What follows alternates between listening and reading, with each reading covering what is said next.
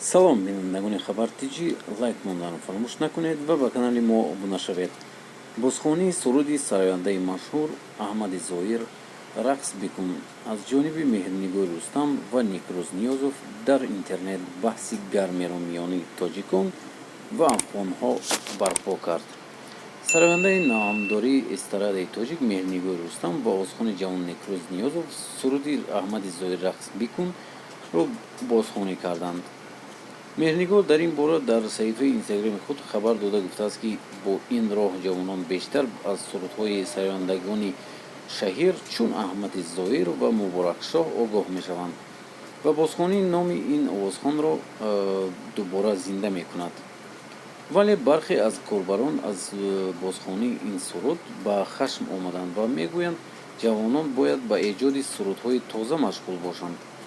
чанд мухлиси афғонӣ Меҳрнигоҳ ҳам гила карданд, ки сарояндагони тоҷик доим сурудҳои овозхонии афғонро бозхонӣ мекунанд. боз суруди афғонӣ мо мехоҳем аз сарояндагони тоҷик чизи тозае шунавем, навиштааст Сидора Раббонӣ. дар посух Меҳрнигоҳ гуфтааст, ки сарояндагони афғон низ сурудҳои ӯро борҳо бозхонӣ карданд. мо нагуфтаем, ки ин суруди тозаи мо аст, ин суруди машҳур аст ва ҳар як сароянда ҳуқуқ дорад онро бозхонӣ кунад.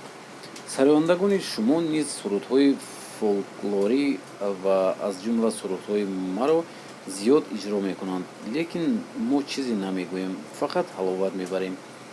агар шумо сурудҳои нав хоҳед, ба шабакаи ман дар YouTube дароед ва сурудҳои муаллифони навро хоҳед ёфт, гуфтааст дар посух Меҳрнигоҳ.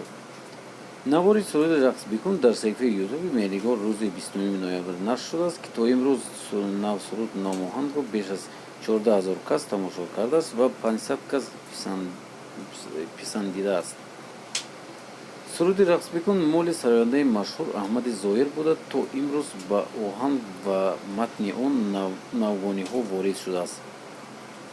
пас аз Аҳмади Зоир ин сурудро Шодравон Муборакшоҳ низ сароида буд, ки миёни шунавандагони тоҷик беш аз маҳз дар иҷрои ӯ машҳур шудааст. ин буд имрӯзаи видеои мо. шумо чӣ фикр доред дар бораи ин? мо бояд хонем овозхони машҳури ки гузашт Шодравон рафтаанд ва шумо чӣ фикр доред, дӯстони азиз? онҳо афғониҳо барои чӣ ин хел гуфтанд? мо ҳатман инро дар комментария мо бояд обсуждат кунем. ҳатман нависед.